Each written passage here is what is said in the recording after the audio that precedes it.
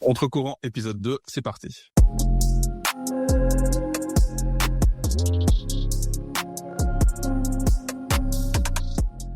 Bonjour à toutes, bonjour à tous. On se retrouve pour ce deuxième numéro de l'émission Contre-courant. Cette semaine avec Nastéo qui nous rejoint, qui n'était pas là la semaine dernière, et Omar et Antoine qui sont absents aujourd'hui. On retrouvera probablement à la prochaine émission. Aujourd'hui, une émission un petit peu particulière. On avait prévu de parler de plusieurs sujets, mais les événements nous ont un peu rattrapés. Je parle bien sûr de la mort de Quentin Derenque, un militant fasciste de 23 ans, qui était passé par l'Action française, par différents groupuscules fascistes, et qui est mort le 14 février dernier, en marge d'une conférence de Rima Hassan à Lyon, à l'IEP de Lyon, à la suite d'affrontements entre militants néofascistes qui étaient venus pour soutenir le collectif Némésis et perturber la conférence de Rima Hassan, et des militants antifascistes. À la suite de ça, il y a eu 11 mises en examen pour différents motifs, notamment homicide volontaire. Et il y a eu, on enregistre l'émission le lundi 23, il y a 2 jours, une mobilisation néofasciste à Lyon, organisée pour rendre hommage à Quentin Derenque. On va commencer peut-être par un petit tour de table. Je voulais vous demander quels mots vous vouliez mettre, vous, personnellement, sur ce qui s'est passé, sur cette séquence. On a entendu beaucoup de choses, beaucoup de narratifs différents qui se sont affrontés pendant cette période. Donc, comment vous avez vécu cette séquence et quels mots vous voulez mettre dessus? Je commence par toi, Nastéo. Yes, merci beaucoup. Je suis ravie de vous retrouver aujourd'hui sur cette séquence. Alors, quels mots je mets dessus? J'en mets plusieurs, malheureusement. D'abord, je ne suis pas étonnée parce que si ce débat est possible aujourd'hui, c'est parce que le glissement, il a déjà démarré depuis quelques années. C'est toutes les digues qui ont sauté qui permettent aujourd'hui sur un plateau de pouvoir mettre sur un même alignement le RN et d'autres partis de gauche et de mettre un égal entre LFI et RN, ce qui est inconcevable. Mais comme on a permis ça depuis un moment, donc forcément, on en arrive à des sujets décomplexés. Donc en gros, on a déplacé le tonton du barbecue du dimanche un peu raciste sur un plateau télé. Et ça, forcément, ça permet de, sous prétexte de débattre de tout. Donc ça amène d'abord, je suis pas étonnée, mais par contre, ça amène pas mal de questionnements, nous, sur comment on doit reconstruire ces digues-là et ces boucliers-là, qu'elles soient à notre mesure. D'abord, ça m'a questionné énormément sur ce que nous vivons sur les municipales, de renforcer nos mesures programmatiques justement pour prendre en compte tout cela, pour se dire que les villes de demain, en fait, on doit recréer des remparts anti-extrême droite dans nos villes. Moi, je milite aujourd'hui à Stein, donc on porte une liste citoyenne de gauche, et en fait, les samedis et les mercredis, étonnamment, le RN tracte tranquillement au marché de Stein, à côté de la mairie. Voilà, avec des flyers, des t-shirts écrits RN en gros. Donc voilà, donc les fachos aujourd'hui font politique dans nos rues avec nos méthodes. Voilà. Donc déjà ça, et donc ça c'est inconcevable. Donc on essaye de les repousser, de les virer un maximum. Mais ça devient, j'ai envie de dire, le marché devient un épiphénomène en fait, parce qu'ils se retrouvent à faire du porte-à-porte, à ouvrir des débats de palier dans lequel non seulement le racisme est décomplexé, mais la haine de l'autre en fait est nourrie directement, un peu avec ce format où non, mais je suis chez moi, donc ce que je dis est quelque part un peu de l'ordre du privé, donc je peux me permettre de dire un certain nombre de choses. Et donc tout ça, c'est tout ce glissement à la fois médiatique, journalistique qui a amené qu'aujourd'hui on se retrouve j'ai envie de dire, je veux plus parler de banalisation ou de normalisation des discours, c'est qu'en fait on les a mis tout simplement dans une thématique qui devient classique. On peut exprimer ce qu'on pense parce que il n'est tout à fait pas dangereux ou honteux de penser cela.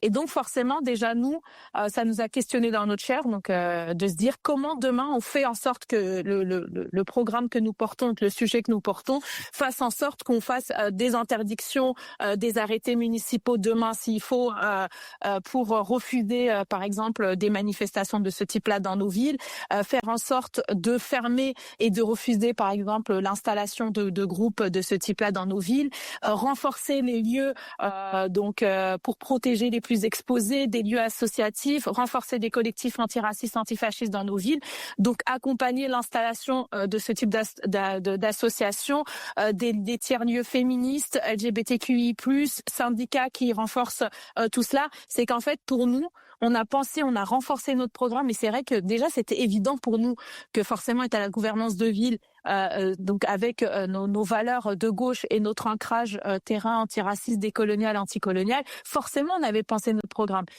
dans cet ordre-là. Mais en fait, l'actualité, tout de suite, on s'est dit non.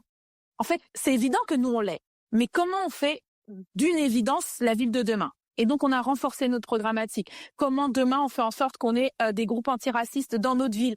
Comment on fait qu'il y ait des antifastins demain? Comment on fait pour qu'il y ait des tiers-lieux qui permettent d'accompagner l'émancipation de toutes ces idées-là? Et en fait, comment on banalise nous, de notre côté, l'antiracisme?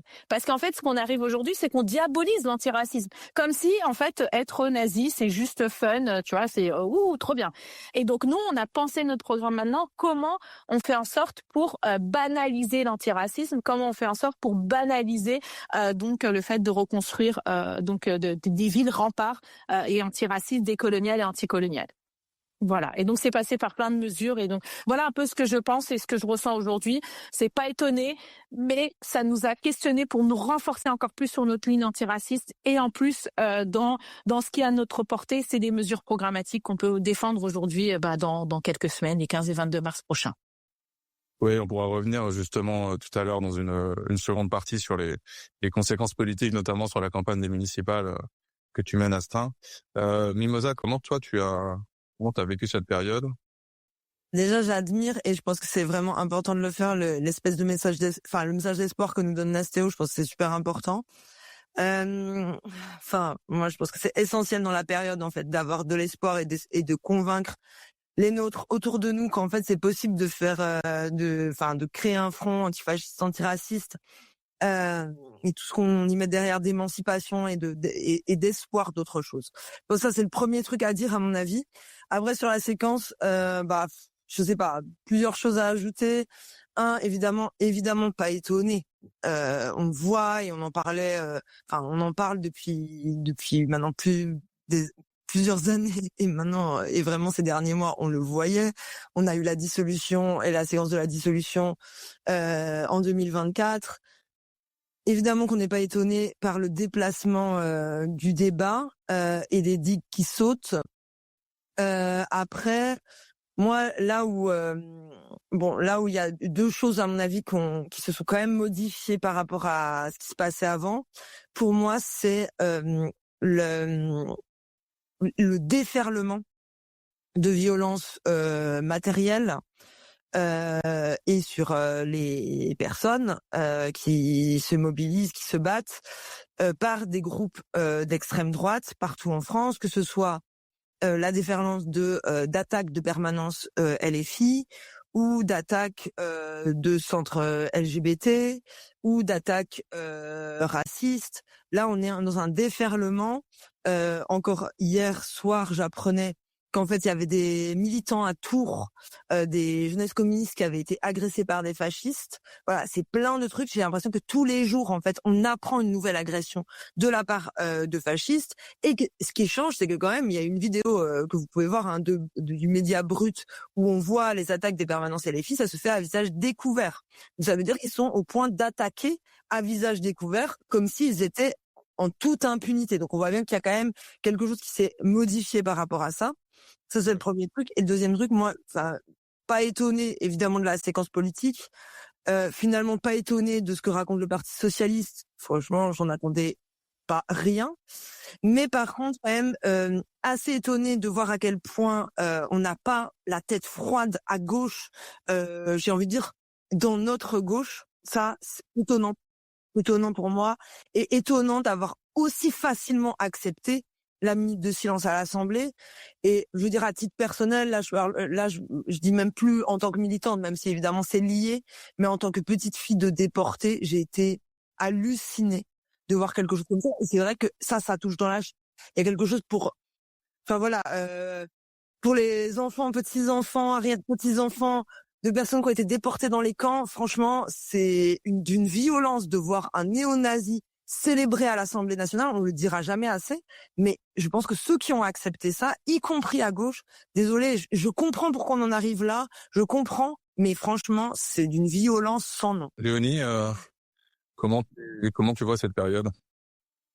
Alors effectivement, il y a pas un étonnement puisque nous, comme on est quand même, je dirais, des militants assez avertis, on dénonce depuis un moment la fachosphère médiatique, bollorisée, des chaînes d'opinion et non plus des chaînes d'information, mais surtout en fait cet aspect, je dirais quand même, qui reste consternant et sidérant sur des narratifs qui ont pu être repris, sur ce que je trouve moi être une inversion des normes et des valeurs par ailleurs.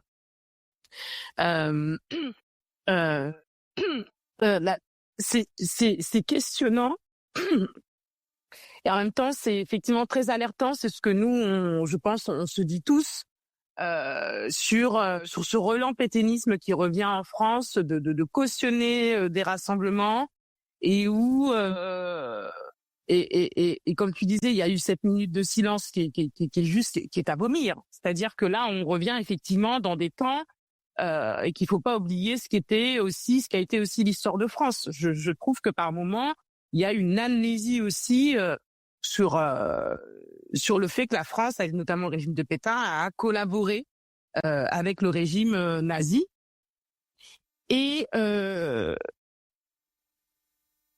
qu'on arrive à un point hallucinant où on met sur le même pont, sur le même la même ligne là.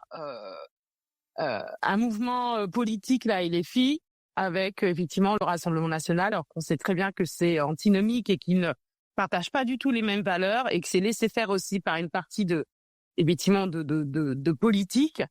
Je crois aussi que c'est, comme disaient Nastéo et Mimosa, un moment aussi où on se retrouve et on se relie pour redire les solidarités. Et enfin, je terminerai par, dernièrement, à la bibliothèque, j'ai emprunté un livre pour mon fils qui s'appelle Le Vivre ensemble. Et j'aimerais bien, en fait, le mettre dans les mains parce que ce livre-là, il est vachement bien fait. Il rappelle des choses qui ont du sens, liberté, égalité, fraternité, ce qu'on cautionne pas.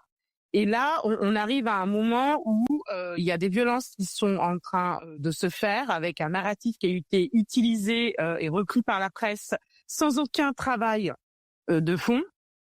Sur aussi ce côté un peu bling-bling qui semble être accepté de la part de fachos de tout genre, hommes et femmes.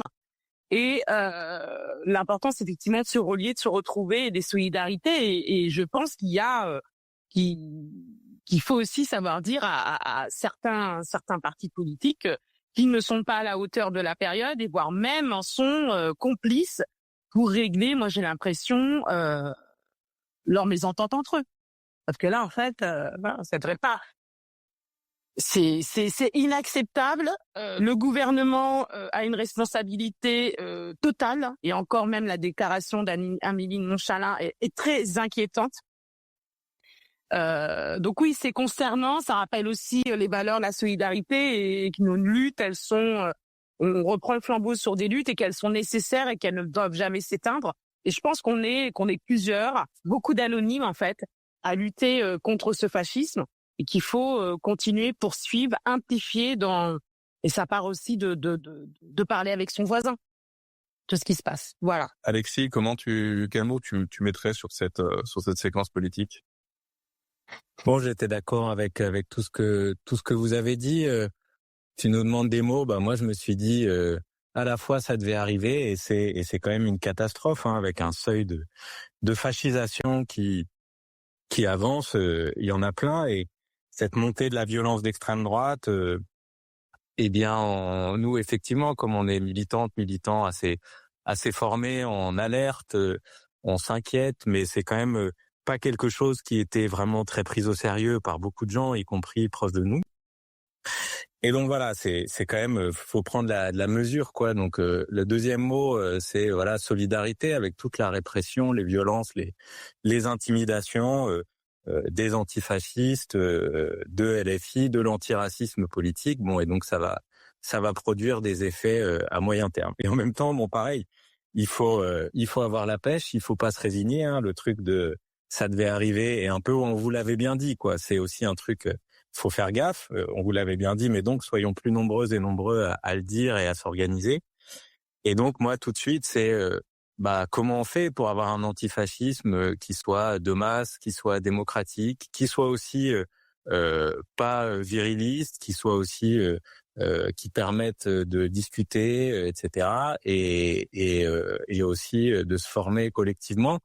On en parlera certainement aussi, hein, tout ce qu'on dit depuis quelques années sur il faut se former à l'autodéfense, il faut se former à comment on désescalade la violence, mais comment on se défend matériellement, etc.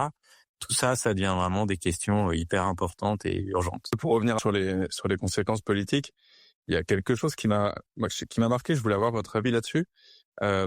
J'ai l'impression que depuis 10 jours que l'ambiance néofasciste qu'on a senti, j'ai eu l'impression que elle n'a pas été tant liée au groupuscule fasciste, parce qu'on a pu voir, il y a eu, je parlais de la mobilisation à Lyon, où il y a eu 3000 néofascistes qui ont défilé. Il y a eu à Rennes quelques dizaines de personnes.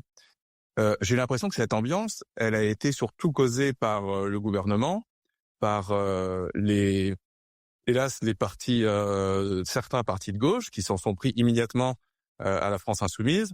Elle a été causée évidemment par les partis de droite, avec des remarques sur les filles qui étaient anti-France, enfin avec des relents comme ça de pétainisme. Voilà, mais j'ai eu cette impression-là. Je sais pas comment vous avez vécu ça, Léonie? Oui, c'est la question du narratif. Je pense qu'on est quand même plusieurs à être des militants antifa qui ont toujours su ou connu ce qui se passait à Lyon. Et effectivement, c'était ça, c'est un peu la sidération de voir que un narratif a été donné, relayé. Et effectivement, ça a participé, je suis d'accord avec toi, à l'effet anxiogène, où ça a pris une proportion, là où nous, on a essayé tous, je pense, de garder la tête froide en disant, attends. Et donc, quand les vidéos sont sorties, d'un seul coup, bon, voilà, on souhaite jamais que quelqu'un meure, c'est pas, mais quand Quentin Desranques, du coup, meurt, c'est que on a l'impression que cette première vidéo, que c'est lui en fait qui est finalement, j'ai envie de dire, en civil, et finalement on se retrouve 2 semaines après à voir. Donc je pense que les gens ont aussi pris cette température là, mais en fait c'était une bande organisée de fascistes qui ont décidé en marge d'aller s'attaquer à des gens qui sortaient d'une conférence, en gros. Voilà, donc ils l'ont dépeint en jeune homme qui fait la messe en latin, catho, converti, royaliste, non violent, philosophe, et donc dépeint aussi, je trouve, qu'il participe à cette espèce d'image lisse du néofasciste ou du royaliste qui est non violent, alors qu'en fait ils sont violents. Et ça, on ne cessera de le dire. Et c'est ça. Et effectivement, je pense que c'est, pourtant moi j'ai pas la télévision, tout ça, mais rien que les réseaux sociaux m'ont permis de comprendre effectivement ce côté anxiogène, où j'ai dit mais il va peut-être falloir quand même qu'à un moment donné ça redescende, que les vérités soient dites. Voilà. Ouais. Est-ce que c'est quelque chose que dans le cadre de la campagne t'as ressenti depuis une dizaine de jours? Est-ce que t'as l'impression que le climat a changé, que le regard sur les militants antiracistes notamment a changé? Alors oui, déjà, je vais rebondir sur le premier point. Moi, ce qui m'a beaucoup gênée, c'est que en fait, on est arrivé à ce que du coup on répète en boucle le nom et le prénom de Quentin, qu'il est cette image, cette humanisation face à toutes les victimes de l'extrême droite, face à Ismaël encore en janvier dernier. Donc moi, pour ma part, donc j'ai fait le choix de n'absolument rien relayer. Pour moi, la violence et l'extrême, elle ne vient que de l'extrême droite. Vouloir créer l'antifascisme comme un nouvel extrémisme, pour moi, c'est non. Donc forcément, ce narratif-là, j'ai passé plutôt mon temps à relayer la liste des victimes de l'extrême droite et à ce que ce soit plutôt leur nom qui rentre dans l'histoire et pas celui du fascisme. Et donc ça, c'est mon premier engagement, faire en sorte que ce soit ces noms-là qui ne cessent de résonner plutôt que d'autres.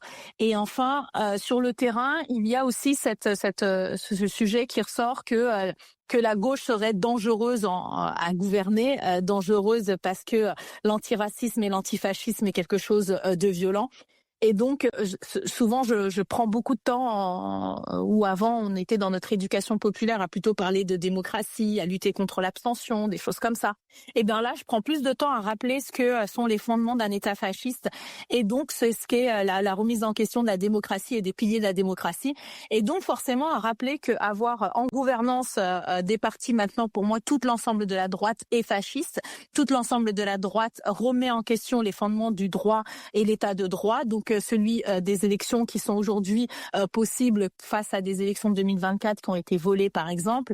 Et donc, je passe mon temps à rappeler quelle pourrait être notre liberté de circuler lorsqu'aujourd'hui donc on sort d'abord d'un débat sur le voile, encore une fois, à l'Assemblée, on glisse légèrement parce que tout cela arrange les narratifs sur la question de l'antiracisme extrémiste.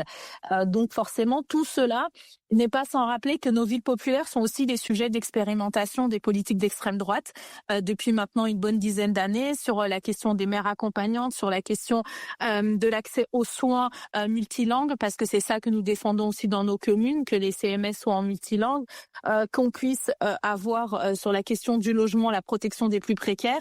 Et donc tout cela, c'est sans rappeler que c'est pas du tout un des objectifs des États fascistes. Et donc demain, éviter que nos villes tombent sur des gouvernances de ce type-là. Et surtout que nous, ce qui est caractéristique à ça, c'est qu'on a pas très loin dans la même circonscription le Blanc-Ménil, dont le directeur de cabinet n'est autre que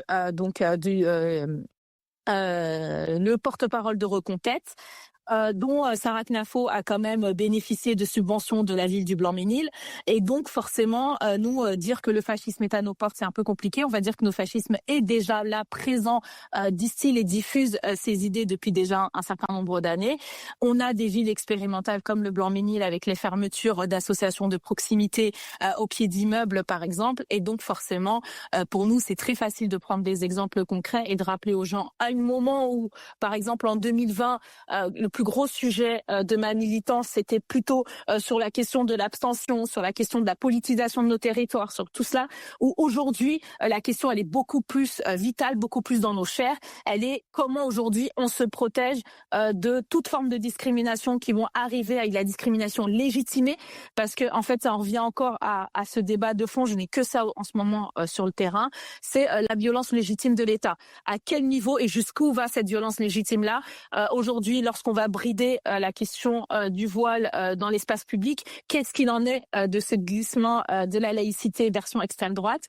Qu'est-ce qu'il est donc de cette fermeture des associations qui luttent auprès des plus précaires, des plus discriminés? Donc qu'est-ce qu'on en est de tout ça?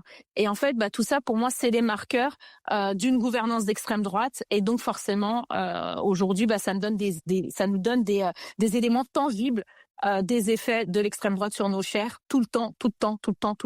On est dans un continuum de violence sur le terrain, mais tout le temps. Bien, pour rebondir un petit peu sur ce que tu dis, je voulais te demander, Mimosa, moi j'ai eu des discussions avec des militants, des militantes récemment, notamment des personnes racisées, qui suite à la répression gigantesque qu'il y a pu avoir, notamment suite aux mobilisations sur Gaza, qui m'ont dit que dans la période, parfois, ils étaient obligés de s'auto-censurer, d'être un peu plus discrets sur certains sujets, de faire, en tout cas de manière générale, de faire beaucoup plus attention. Est-ce que ce climat à la fois de répression, on en a parlé déjà lors de la première émission, et en même temps d'action de plus en plus, comme tu le rappelais tout à l'heure, même à visage découvert de militants néofascistes, est-ce que c'est quelque chose, pas forcément dans ton collectif, mais au sein du mouvement social autour de toi, chez les militantes et les militants, que tu sens qu'ils pèsent suffisamment pour limiter parfois les actions, se censurer, etc. Je pense que c'est évident que ça nous touche. Enfin, je pense que ça nous touche tous là. Et par ailleurs, là, on voit bien que le climat, on a un moment où il touche potentiellement tout le monde, tout militant de gauche en fait peut être touché par la violence de l'extrême droite. Mais après, c'est évident aussi que il y avait des gens plus touchés depuis avant. Et que bon, maintenant on en est où tout le monde peut être touché et ça peut un peu tomber sur tout le monde, mais on sort d'une séquence où en fait des gens étaient déjà touchés. C'est-à-dire en particulier, on l'a dit à plusieurs reprises, et Nastéo le rappelait par exemple, le meurtre d'Ismaël Ali qui s'est passé en janvier dans un silence assourdissant. Je veux dire des violences sur des personnes qui portent le voile. Sur des militants qui subissent le racisme, ou par exemple avant la séquence de la mort du fasciste, on avait par exemple le centre LGBT de Lille qui a été 2 fois avant cette séquence qui a été tagué, fracassé, donc bien sûr que ça forme forcément un climat de peur et de violence. Pour moi, la question, je sais pas sur la censure. Bon, je pense que effectivement, on voit bien. Moi, c'est vrai que je reste pas dans les réseaux sociaux quand il y a ce genre de séquences politiques. J'écoute aussi BFM TV pour savoir ce que les gens disent et pour pas être juste dans mon milieu, dans mon algorithme, etc. On va dire. Donc j'essaye aussi d'écouter ce que disent l'idéologie dominante. Je pense que c'est important d'y répondre et c'est vrai qu'on a un peu l'impression qu'on est à côté, quoi. Dans le sens où quand on a tous ces trucs autour de la question de la violence. Nous, qui sommes militants, on tombe à bas de notre chaise parce que la violence première, évidemment, et c'est ce que rappelait Nastéo sur la violence légitime de l'État, qui d'autres personnes ne disent rien. On est dans une situation où l'État est extrêmement violent, que ce soit dans les politiques racistes structurelles qu'il mène, et à la fois dans son bras armé qu'est la police, quand même. Je veux dire, la violence policière est aujourd'hui extrêmement visible aussi. Ça ne veut pas dire qu'elle n'a pas existé avant. Hein. Bien sûr que non. On a expérimenté chez nous avant de s'importer, c'est pour ça. Ouais, voilà, c'est ça. Donc elle s'est visibilisée après les sports. C'est pareil que à chaque fois, quoi. C'est-à-dire, ça touche certaines populations plus que d'autres, et puis à un moment donné, ça devient visible parce qu'elle touche l'ensemble, quoi. Mais donc, et nous, on tombe un peu à côté parce que évidemment que la question de la violence, c'est un peu illusoire de penser que en fait, on va, face au CRS, tendre des fleurs. Il y a un moment donné, évidemment qu'il y a une forme d'autodéfense pour éviter que les nôtres soient touchés. Et donc, pour moi, évidemment qu'on est à la fois, on est à la fois dans une forme de peur, et dans ce sens-là, je pense qu'il faut renforcer.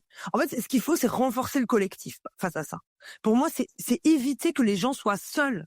Et en fait, il faut qu'on arrive, nous, qui sommes justement l'antifascisme, à ne pas tomber dans le piège de ce qui a été quand même le piège de toute une partie, pendant 2-3 jours, toute une partie de la gauche, d'en fait d'aller condamner ce qui s'est passé, sans en rien savoir par ailleurs, et aller mettre des militants antifascistes sous le bus. Et je ne le dis pas parce que je suis particulièrement proche de la jeune garde, etc. Pour moi, ce n'est pas ça la question. Pour moi, la question qui se pose, c'est vraiment la question de: est-ce que face à la violence des fascistes, à la violence de l'État, face à la violence de la police, est-ce que oui ou non, on pense que le mouvement ouvrier, le mouvement social, les nôtres, on peut se défendre?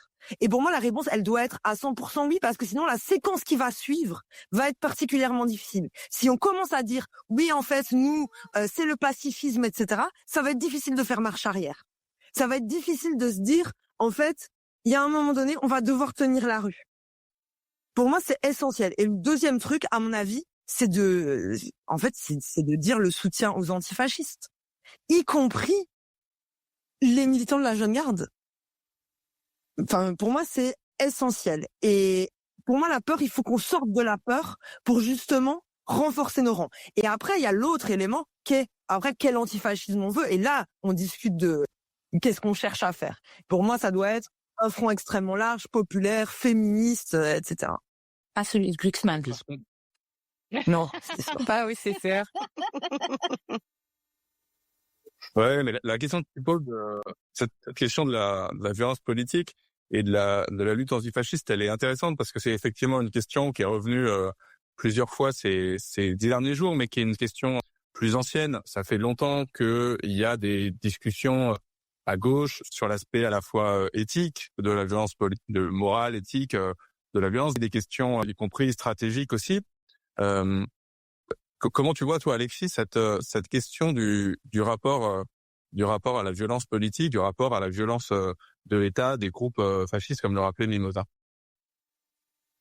Oui, bah déjà effectivement, ça va devenir une question centrale, importante dans la séquence-là et en fait depuis longtemps. Et le premier truc que je voudrais dire assez personnellement, c'est que moi, comme militant, on m'a formé, par exemple, à savoir quoi faire face à la violence des flics, de la police. J'ai été formé. Par contre, face à celle de l'extrême droite, j'ai pas été formé. Donc là, il y a un truc, et pourtant, je suis passé par plein d'organes associatifs, politiques, militantes, etc. Donc là, il y a vraiment un truc où il faut qu'on en discute, il faut qu'on se forme. Il y a toute une histoire. Il y a des exemples aussi aux États-Unis, là, par exemple. À Minnesota, par rapport à l'ICE, c'est intéressant, ailleurs et partout. Et il y a aussi les exemples ici. Après, bah, c'est un peu ce que disait Mimosa. On a peut-être en tête les trois violences. C'est quand même éclairant, dire la première violence. On cite ça souvent. C'est la violence institutionnelle, structurelle, du capitalisme, du patriarcat, du racisme structurel. Il y a la violence après, la contre-violence qui est une autodéfense de notre camp face à celle-là. Et puis il y a la violence de la répression de l'État et des fascistes qui essayent d'empêcher et de supprimer en fait cette autodéfense. Donc vraiment cette question de l'autodéfense, elle me paraît extrêmement importante. Mais donc ça veut dire complètement d'accord, solidarité avec celles et ceux qui pour l'instant et qui de fait sont en position, le font déjà, font cette autodéfense, bien sûr. Et en même temps, on peut pas déléguer. Moi, ce que ça vraiment me fait penser, c'est que cette question, on peut pas la déléguer à quelques personnes qui s'en prennent plein la gueule, qui éventuellement peuvent faire des erreurs, qui se retrouvent aussi dans des situations où ils et elles exposent leur vie, y compris, pour défendre les autres. Il faut que ce soit la question d'un peu tout le monde. Et en même temps, si c'est la question d'un peu tout le monde, bah ça veut dire que évidemment cette autodéfense, elle peut pas prendre les mêmes formes partout. Une des choses assez importantes, je pense, c'est de dire que voilà, les premières et premiers concernés par les attaques fascistes et par les attaques de l'État sont pas dans la même situation. Ils et elles restent beaucoup plus gros. Ils et elles peuvent être assassinés, peuvent aller en prison, etc. C'est pas le cas pour l'instant. C'est en train effectivement de devenir le cas pour disons toute la gauche, mais il y a quand même cette chose. Il y a une responsabilité particulière de celles et ceux dont je fais partie, qui sont pas les premières victimes du fascisme, les premières victimes et les premières cibles de l'État et du fascisme. Et après, si on se dit qu'il nous faut cette autodéfense de masse démocratique, collective et tout, il y a plein de questions qui se posent. Moi je veux redire quand même, l'autodéfense, elle doit pas être militarisée, elle doit pas être viriliste, elle doit pouvoir être inclusive, elle doit pouvoir être aussi quelque chose qui prend en compte les différentes situations et les différents risques. Et en même temps, elle doit être débattue, discutée, y compris dans des endroits où on n'en discute pas du tout. Moi, je suis d'abord un militant syndical, on en discute très très peu. Il y a Visa, il y a plein de gens qui sont très bien, mais n'empêche que dans les collectifs syndicaux de base, on n'en discute pas. Et pourtant, je prends un exemple, on fait là dans ma fac un mois déconstruire l'extrême droite contre l'extrême droite, et évidemment qu'on sait qu'il y a peut-être, en plus à Poitiers, il y a pas loin l'Action française qui vient parfois, etc. On sait que voilà, mais pour l'instant, je pense par peur, par sentiment de pas être assez formé, en fait, la plupart des membres de ce collectif veulent pas trop en discuter pour l'instant. Et en même temps, on se rend bien compte que... Et donc, voilà, là, je pense qu'il y a vraiment besoin d'un grand débat et de beaucoup de discussions, et donc aussi de lieux où c'est le cas. Et donc, c'est un des trucs, moi, que je voulais dire. Je pense qu'on a vraiment besoin d'une nouvelle coalition, mouvement, organisation antifasciste de masse dans lequel on puisse discuter ça, se former, pas laisser les antifascistes réellement existants aujourd'hui tout seuls et toutes seules, etc. Désolée, est-ce que je peux intervenir sur cette question, il y a 2 trucs à mon avis quand même que je voudrais dire sur lesquels je suis pas complètement d'accord avec toi. Le premier truc c'est moi je trouve qu'il y a un truc où en fait on fait si aussi ces groupes-là sont aussi restreints aujourd'hui, que ce soit la Jeune Garde ou d'autres groupes antifascistes, parce qu'il y en a d'autres, c'est aussi parce que la dernière séquence, la gauche, de manière générale, n'a pas pris au sérieux la question de l'antifascisme. Et je pense qu'il faut aussi mettre notre responsabilité sur la table, c'est-à-dire qu'en fait, on n'a pas pris au sérieux la question de l'antifascisme. Les camarades qui disaient « attention, il y a un risque fasciste » les 15 dernières années, en fait, on leur riait au nez, on leur disait « le RN n'est pas un parti fasciste ». C'est ça aussi le débat qu'il y a eu à gauche, sans prendre en compte à la fois qu'il y avait une forme de fascisation de l'État et on l'a vu ces derniers temps-là. C'était assez clair quand même, on en arrive à la minute de silence à l'Assemblée, mais où on en avait des signes extérieurs par ailleurs à l'international, que ce soit avec la trumpisation, que ce soit avec Bolsonaro au Brésil. Enfin voilà, je refais pas tout le truc, mais on voyait que c'était une possibilité quand même, que ça se passe différemment. Et l'autre élément sur le virilisme, bon, je pense qu'il y a eu des efforts qui ont été faits ces dernières années, même si bon, forcément il y a des formes de virilisme et tout dans l'antifascisme, et je veux pas moi-même je l'ai critiqué, j'ai pas arrêté de le dire, etc. Ouais. Mais je pense qu'il y a des efforts énormes qui ont été faits, y compris chez les camarades de la Jeune Garde. Je pense que je ferais pas assez mon rôle si je ne disais pas à quel point les Invertis et la Jeune Garde ont été liés, et c'est pour ça que, enfin voilà, où ils ont été demandeurs, ces camarades, à la fois de faire des choses avec les Invertis, notamment sur la question de la transphobie, où ils ont demandé à avoir des billes parce qu'ils comprenaient que la transphobie était utilisée par l'extrême droite de manière importante dans la séquence, où on a organisé ensemble une conférence sur les 10 ans du mariage pour tous et qu'est-ce que ça avait changé dans l'extrême droite, où à plusieurs reprises on avait invité Raphaël et Arnaud sur nos tables rondes. Donc moi je suis OK pour dire qu'il y avait il y a des problèmes, mais après il y a un autre truc qui est pour moi et j'ai vu la tribune dans Libération autour de la question de l'antifascisme et du virilisme. Désolée, mais je trouve que c'est un mauvais procès pour le coup, alors que je pense qu'il y a des choses à discuter autour de nous, mais de faire croire que le féminisme ce serait un truc qui serait très pacifié, alors qu'au contraire l'antifascisme serait la violence et donc une forme de virilisme. Et moi je pense que ça, c'est effacer tout ce qui a été des traditions, y compris dans le féminisme, dans les luttes LGBT, dans les luttes antiracisme, y compris de l'utilisation de la violence. Et ça, moi, je suis désolée, mais je trouve que là-dessus, je trouve que la pente, elle est hyper glissante, et moi, je voudrais pas qu'on s'aventure là-dedans. Je pense, je rebondis un peu, et puis ça pose aussi la question de ce dont on voulait discuter sur le climat, sur le féminationalisme, le 8 mars, etc. Évidemment, ce que je voulais dire, c'est pas la même chose que cette tribune dans Libé que j'ai vue. Et c'est intéressant que tu rappelles ce travail de la Jeune Garde que je ciblais pas particulièrement. Mais, à mon avis, cette question justement de déléguer à très peu de militantes et militants qui se retrouvent dans des situations très compliquées, cette autodéfense collective, elle produit des choses comme ça. Donc effectivement, moi, c'est pas une critique de ce qu'ils et elles ont fait maintenant ou avant. C'est intéressant que tu nous dises ça. Moi, je connais assez peu en fait les pratiques et la formation de la Jeune Garde.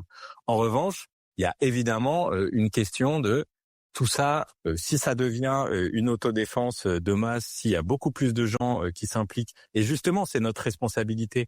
Tu disais la gauche, etc. Il y a une certaine gauche, on n'est pas étonné de la voir ici être opportuniste, essayer de prendre à peu près tous les arguments possibles pour instrumentaliser la situation, peu même que le font les médias.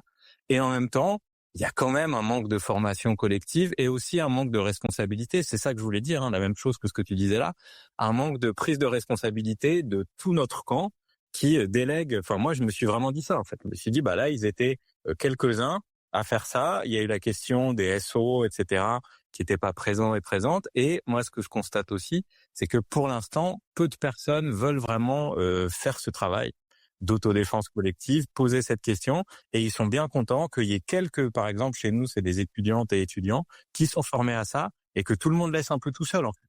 Et tout le monde est assez content qu'ils fassent ce boulot, sans qu'il y ait aucune discussion, aucun cadre collectif, etc.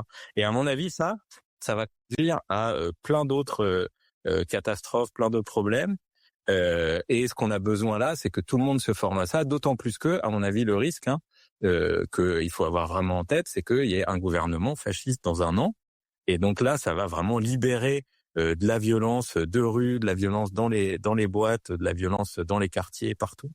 Et là, il faut qu'on soit formé, quoi. Oui, moi je vous rejoins, c'est-à-dire que moi j'ai fait une fac d'histoire et là toute cette semaine m'est revenue en tête toutes ces fois où la police ou l'État fasciste s'en est pris soit à des militants ou autres, mais aussi aux formes auto-organisées qu'il y avait. Je veux dire, et il y en a eu beaucoup en fait. Et j'ai l'impression qu'il y a aussi un manque. Et là, est-ce que c'est alors de un, effectivement, moi je suis d'accord, il faut arrêter il y en a beaucoup qui veulent cibler et ça c'est pas bon pour aller responsabiliser des groupes alors que c'est une affaire collective en fait, le vivre ensemble, lutter contre les idées nauséabondes. Il y a aussi ce lien à faire avec les politiques libérales, le libéralisme et ce système monde qui individualise avec des modes que l'on voit arriver, influents. Et comme tu le disais, Mimosa, et ça c'est important aussi de le dire, c'est-à-dire qu'à l'autre bout de la planète, il y en a qui vivent réellement le fascisme, dont on parle très peu, et à commencer les Indiens avec notamment Modi, où ce sont des fascismes. Et c'est comme si il y avait aussi cette terreur de vouloir, comme d'habitude, faire le monde. Il y a le Sud et le Nord, l'Occident et l'Orient, et qu'on ne s'occupe pas en fait. Mais sauf qu'on est dans un monde mondialisé. Je veux dire, les laboratoires d'expérimentation du fascisme, on les a vus, et là où ils ont été plus tabassés, c'était en Amérique latine et en Asie. Il y a encore des dictatures fascistes. Au Soudan, ils parlent d'idées fascistes. En Haïti, ils parlent d'idées fascistes aussi. Donc c'est quelque chose à avoir en tête. On a vu, outre Bolsonaro, c'est le système en fait qui leur permet aussi d'exister avec toute cette violence et leur propre milice armée, la complicité des entreprises et des multinationales.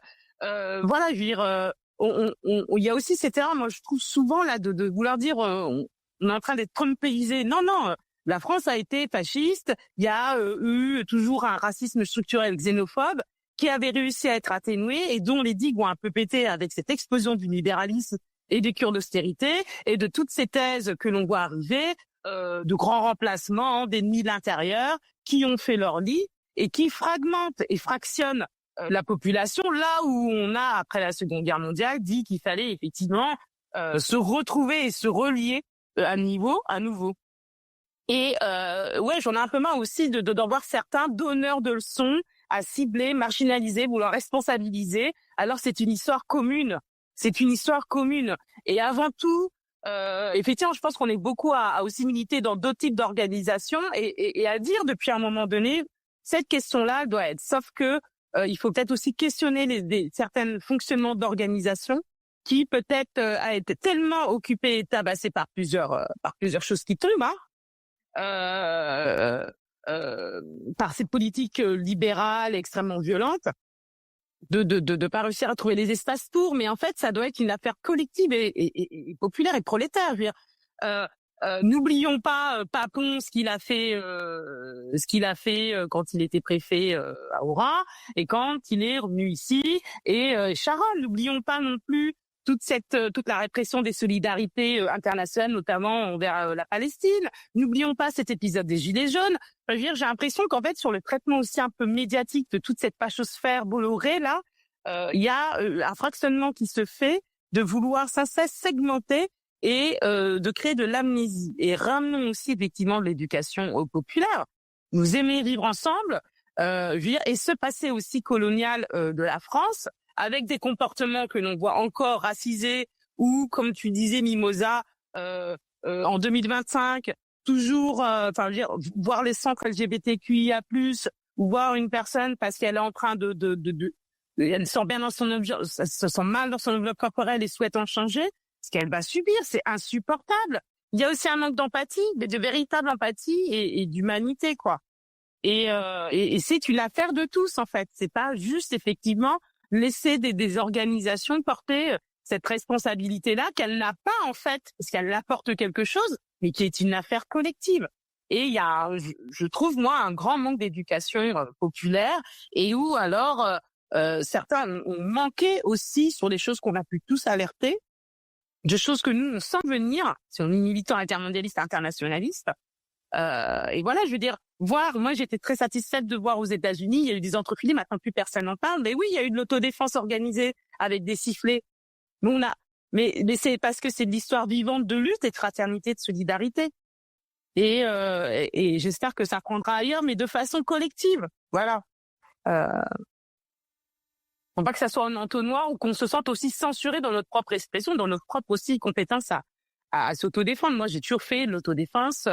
J'ai toujours été dans ces modus-là et je l'ai même réactivé récemment en reprenant des entraînements parce que oui, à un moment donné, on peut nous faire une atteinte physique et c'est juste se défendre sans qu'il y ait quoi que ce soit d'autre, mais pour repousser la force de l'autre sur l'autre et non pas et se protéger. Parce qu'on peut se faire alpaguer maintenant dans la rue pour un t-shirt, pour un kéfier, pour une image que d'autres ne vont pas supporter. Et là, on arrive à un truc assez dégueulasse. C'est nauséabond tout ça. On voulait parler aussi du climat social lié aux mobilisations. Il y a le 8 mars qui se prépare, la Journée internationale de lutte pour les droits des femmes. On a pu voir lors des dernières mobilisations, le 8 mars, le 25 novembre, que le collectif Némésis souvent essayait d'infiltrer les mobilisations. Le collectif Némésis dont on a parlé justement pas mal depuis 10 jours, puisqu'ils étaient à l'origine de l'action de perturbation de la conférence de Rima Hassan à Lyon. Est-ce que tu peux nous parler un peu plus du collectif Némésis, mais un peu plus largement de ce qu'on appelle le fémonationalisme? Oui, alors bon, première chose sur la question du concept de fémonationalisme, alors qu'on parle beaucoup, mais c'est un concept qui a été écrit la première fois, en tout cas conceptualisé par Sarah Faris, qui est une marxiste féministe, et qui a été beaucoup utilisé dans la période. Mais en gros, l'idée, c'est simplement que le féminisme est devenu tellement mainstream quelque part que en fait le féminisme est utilisé à des fins racistes, islamophobes, pour que ce soit par les politiques néolibérales. Et on le voit aujourd'hui par l'État, ou que ce soit on va dire par l'extrême droite et plus par des fascistes. Et Némésis, c'est le produit de ça. Et si en fait il y a une telle facilité à Némésis pour exister médiatiquement et aujourd'hui, y compris dans la rue, dans les manifs. Alors, faut relativiser évidemment. Hein, c'est pas massif Némésis. Hein, c'est 5-10 militantes. Encadrées par des services d'ordre de fascistes. Voilà, si elles peuvent exister aujourd'hui, c'est ça. Mais si elles ont pu exister médiatiquement et s'il y a un flou, y compris à des moments donnés sur est-ce qu'on les exclut des manifs, est-ce qu'on arrive à les sortir des manifs, c'est aussi parce que le fémonationalisme dans son ensemble, il a imprégné il a imprégné le féminisme. Et pour moi, il y a plusieurs moments à ça.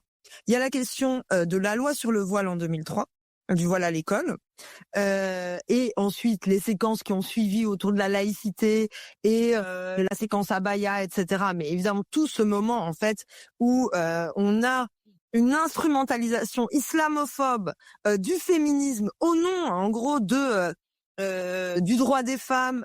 On en vient à criminaliser et restreindre la liberté de certaines femmes. Et donc ça, c'est la première séquence, on va dire, qui a permis ça. Et puis, évidemment, il y a toute la question autour, quand même, de la séquence loi du harcèlement de rue, etc. Et de ce qui en a été dit sur ces éléments-là. Et en fait, aujourd'hui, évidemment que Némésis, personne à gauche ne va dire Némésis sont féministes. Personne ne va le dire. Mais par contre, il faut réussir aussi, nous, dans la gauche, dans le mouvement social, dans le mouvement ouvrier, tout ce qu'on veut, à balayer devant notre porte sur qu'est-ce qui permet aujourd'hui, dans le féminisme, qu'est-ce qui permet aujourd'hui de ne pas avoir été assez clair sur la question du racisme et sur la question de l'islamophobie. Et je pense que aujourd'hui, où on se pose des questions qui sont essentielles, qui est la question de là où on en est, cette séquence politique, la fascisation, comment elle a été permise, comment a été criminalisé le mouvement pro-Palestine. Il faut qu'on arrive à faire le lien entre tous ces éléments-là et à dire, nous, on est résolument, et ça veut dire en acte, un mouvement antiraciste. Ça veut dire ne plus accepter, à mon avis, ne plus accepter qu'à gauche, on puisse réutiliser des thèses islamophobes. Et notamment, par exemple, je l'ai dit à la première émission, mais quand la dirigeante de la CGT, Sophie Binet, elle dit que la loi de 2003 sur le voile, c'est quelque chose que la CGT continue de défendre. Moi, je pense que dans les syndicats, il faut réussir à ce qu'on soit très clair sur cette question, parce que ça nous évitera, et là on comprendra c'est quoi le danger du féminationalisme dans son ensemble, et on évite justement cette espèce de porosité. Il faut que nous, on puisse reprendre le terrain, y compris sur ces questions-là. Et bon, désolé, c'est un peu long, mais je termine un peu autour de cette séquence. Qu'est-ce qu'on fait là maintenant? Parce que finalement, c'est la question qu'on se pose tous. Alors nous, les Invertis, on a fait une adresse à toutes les organisations du mouvement social. On l'a publié sur nos réseaux sociaux. On a envoyé là aujourd'hui ou hier soir, je sais plus exactement, une adresse à l'ensemble des collectifs, qui soient féministes, qui soient antiracistes, qui soient antifascistes, qui soient écolos, et aux organisations politiques et syndicales du mouvement social, à l'ensemble, pour dire il nous faut constituer un front antifasciste. Et à mon avis, il y a deux étapes. Alors, ce qui aurait été bien, c'est d'avoir une manifestation d'ampleur contre l'extrême droite le 21 février. Voilà, mais c'est pas ce qu'on a fait. Mais je pense que c'est rattrapable. Il y a deux moments hyper importants qui vont se passer en même temps que la séquence municipale. Il y a la question du 8 mars. Et la question qu'il faut se poser, c'est comment l'ensemble du mouvement ouvrier, l'ensemble du mouvement social va sortir dans la rue le 8 mars et dire le 8 mars c'est une priorité justement face à la fascisation, et dire le 8 mars c'est antifasciste, le 8 mars c'est antiraciste, mais ça veut dire aussi que l'ensemble des organisations se posent la question de l'autodéfense et arrivent à sortir Némésis, ce qui n'a pas été le cas le 22 novembre par exemple, contre les violences sexistes et sexuelles. Et voilà, et essayer d'agir ensemble, y compris quand on a des divergences, mais de dire voilà, là face au fascisme, on est ensemble. Et évidemment, tout de suite, juste après, il y a la question du 14 mars et de la marche des solidarités. Et on a un moment là où on est le 23 février, on peut se préparer à ces deux moments et d'arriver à reprendre. Et après, évidemment, ça c'est les deux moments qui arrivent maintenant, mais après se posent des questions qui sont réelles, qui est comment on va faire là, dans la période, pour reconstituer ce front de manière durable. Et donc ça, à mon avis, ça pose la question de est-ce qu'on est prêt à faire des comités dans les quartiers qui sont antifascistes, un antifascisme large, où on arrive justement à organiser et poser les questions que Alexis posait dans son intervention de l'autodéfense populaire faite par l'ensemble et non pas seulement des petits groupes. Voilà. Désolé, j'étais longue. Oui, non, mais t'as raison. Tu t'as posé la question des deux. T'as pointé les deux mobilisations à venir extrêmement importantes. De manière peut-être en élargissant un tout petit peu plus au-delà de ces deux mobilisations. Alexis, on a parlé beaucoup tout à l'heure de la question de l'autodéfense populaire. La lutte antifasciste, elle passe aussi, Mimosa vient de le rappeler aussi, par les mobilisations sociales d'ampleur. Quels sont d'après toi les autres moyens de se mobiliser contre cette montée des idées fascistes? Je pense complètement d'accord avec Mimosa. Il faut que dans toutes les organisations, dans toutes les mobilisations et les luttes, cette question soit posée. On a vu les dernières années cette question venir un peu à partir des Gilets jaunes, mais pas dans toutes les organisations, pas assez. Mais au moins, elle a été posée un petit peu, y compris de manière un peu conflictuelle, en disant vous dans les syndicats, vous posez pas assez cette question. Et moi j'étais d'accord de ce point de vue, avec le fait d'interpeller, y compris en disant attention, là vous êtes en train de faire une bêtise en fait, à pas poser cette question de l'autodéfense, à pas assez être solidaire avec les victimes de la répression d'État, même si les choses ont évolué. Pareil dans le mouvement écolo, les Soulèvements de la Terre là font une pétition qui est plutôt bien, qui est même très bien, que j'ai signé. Il y a ce cadre d'une campagne contre le fascisme, antifascisme, contre Bolloré qui continue. Là, ce que disait Mimosa, c'est très important aussi, ce genre d'appel, et il faut que ça arrive à des choses concrètes. Donc déjà, il y a dire cet antifascisme qui est une lutte existentielle en fait pour notre camp. Elle doit devenir quelque chose de central dans toutes les luttes, depuis tous les secteurs, de manière transversale. Et donc, ça veut dire aussi beaucoup plus de place pour l'antiracisme, beaucoup plus de clarté, comme tu disais, voilà, nous on fait partie de celles et ceux qui portons ces questions dans nos organisations, mais on est loin. En fait, voilà, on est loin d'avoir gagné. En fait, voilà. Hein, à la CGT, il y a de plus en plus de personnes qui portent ça, etc. Mais comme tu rappelais, c'est pas du tout quelque chose qui est assez avancé. Il y a encore beaucoup de boulot. Et en fait, sur le féminisme aussi, et sur l'écologie, et sur plein de choses. Et après, donc moi je pense aussi que le 8 mars et le 14 mars sont des dates importantes. Le 14 mars, je rappelle, c'est contre le racisme, les fascismes et la violence d'État. C'est 3 termes très importants. Il faut que ce soit une grande réussite. Et puis, l'étape d'après, à mon avis, évidemment, c'est un peu facile de dire ça comme ça, mais il faut que ça parte du terrain, des luttes, de rencontres, de coopération sur le terrain. C'est quelque chose qui, pour l'instant, à mon avis, n'existe pas. C'est-à-dire une coalition, mouvement, organisation antifasciste large, avec beaucoup de monde, unitaire, mais sur une base très claire, radicale et combative. Et c'est vrai que pour l'instant, on n'a pas ça. On n'a pas un lieu où on peut se coordonner, dire les désaccords, etc. Et aussi, agir ensemble, se former ensemble. Et ça, je pense qu'on en a vraiment besoin. Encore une fois, 2027, c'est pas pour dire que tout se joue aussi, évidemment, du tout à l'Assemblée, mais on peut avoir un gouvernement fasciste bientôt. Et là, on va avoir encore un seuil. Et si on n'a pas une organisation / coalition / mouvement comme ça, on sera pas prête et pas prêt. Léonie, tout à l'heure, t'as insisté sur la situation internationale. La question antifasciste, c'est aussi une question internationaliste. Je pense qu'il y a effectivement cette question d'articulation à l'échelle mondiale, faite pour les peuples et par les peuples surtout. Moi, fin mars, je vais me rendre à Porto Alegre pour une conférence internationale antifasciste qui aura lieu donc du 24 au 26 mars, qui rassemble 100 pays du monde. C'était une conférence on appelle ça une conférence, mais en fait, c'est comme une sorte de forum social antifasciste qui devait déjà avoir lieu en 2024 à Porto Alegre, mais comme il y a eu des inondations, ça a été reporté pour montrer à quel point le Sud et notamment le Brésil était prémonitoire sur des choses qui arrivent. Et donc, ça va rassembler 100 pays. Alors, à la fois, il y a eu, je trouve, cette réussite il y a aussi des États-Unis qui sont très mobilisés. D'ailleurs, l'appel a été publié sur le site de Blast. C'est un moment aussi qui est important parce que déjà de un, c'est tous les peuples qui se retrouvent il y aura aussi en fait des partis politiques, des organisations intermondialistes, des personnes qui vont comme moi sans mandat, qui vont parce que c'est voilà, et des organisations syndicales.